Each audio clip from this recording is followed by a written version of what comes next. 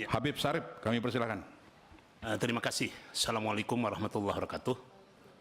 Ibu Ketua dan pimpinan yang lainnya, sahabat-sahabat anggota Komisi 10, Bapak Menteri Pak Erick Thohir beserta Wakil Menteri dan seluruh jajarannya, ada satu optimisme yang tinggi tatkala ada pergeseran Menteri di Kemenpora. Masyarakat ekspektasinya sangat tinggi. Yang pertama, tentu saja sekarang kita tidak hanya bicara PSSI saja, Pak Erick, tetapi cakupannya lebih luas. Ya. Kalau Pak Erick berhasil mendongkrak PSSI dari ranking 152 sekarang, kalau tidak salah 116, ya. Maaf kalau saya keliru. Mudah-mudahan olahraga yang lain pun demikian, ya, bisa terdongkrak. Yang pertama, saya sepakat ada satu terobosan berkaitan dengan usia pemuda 14-25. Ini rasional dan realistis. Tatkala saya hadir di forum-forum organisasi pemuda, pengurus-pengurusnya rata-rata termuda 30, yang paling tua sampai 48 tahun. Ya. Ada kalanya pengurus sudah punya cucu masih disebut pemuda. Ini kan lucu. Ya. Jadi 14 sampai 25. Nah, kemudian ada satu statement yang disampaikan oleh Pak Menteri, tidak ada bedanya. Kalau saya menuntut Pak Menteri, perlu ada yang beda. Beda dari sisi program, beda dari sisi pengelolaan, mengorganize, beda dari sisi target. Ya. Saya yakin Pak Erick mampu untuk melakukan itu semua. Ya.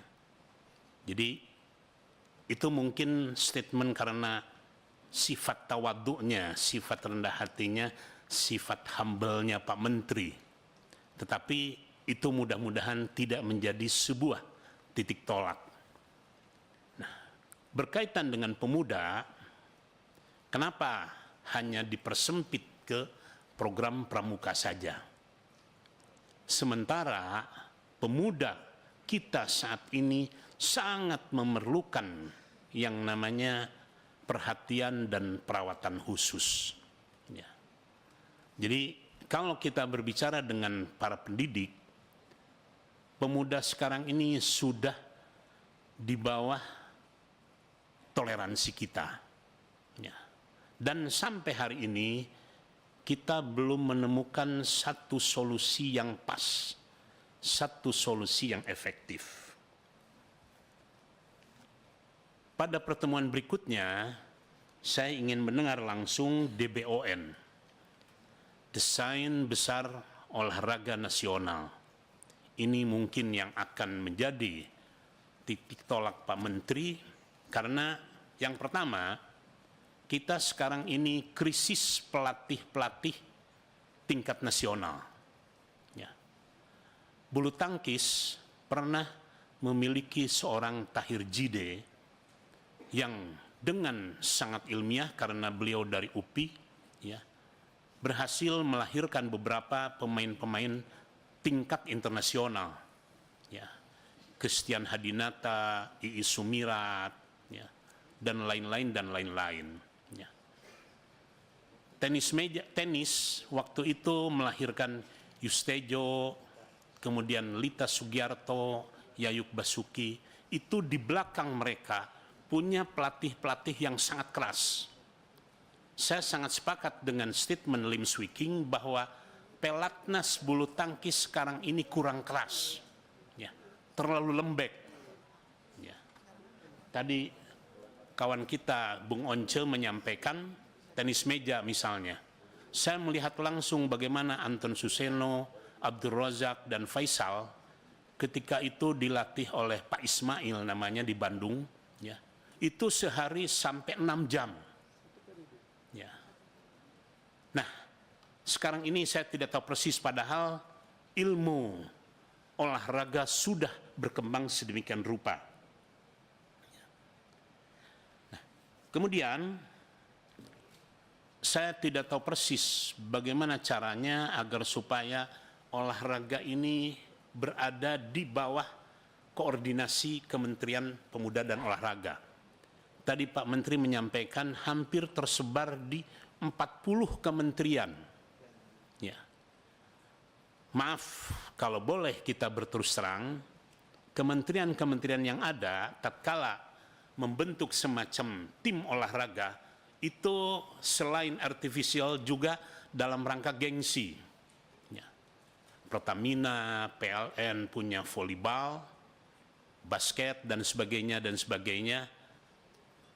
Ada sisi positifnya, tetapi tidak jarang antara satu klub dengan klub yang lainnya terjadi persaingan yang kurang sehat. Dan yang terakhir, saya sering membaca-baca biografi para olahragawan, tidak sedikit yang dari kalangan santri. Misalnya Alwi Kobra yang esport, dia itu hafal 30 juz Al-Quran. Hafidh beliau. Ya. Alwi Kobra, Witan Sulaiman, kemudian Asnawi Mangku Alam, Evan Dimas, itu direkrut tatkala seleksi sepak bola tingkat santri. Ya.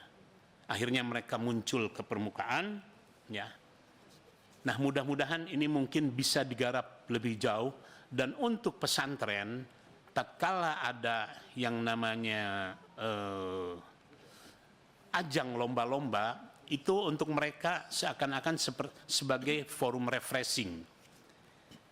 Dan yang terakhir, mudah-mudahan cabang olahraga yang lain bisa muncul. Saya ingat dari Panahan ketika itu ada Kusuma Wardani dan Lilis Handayani.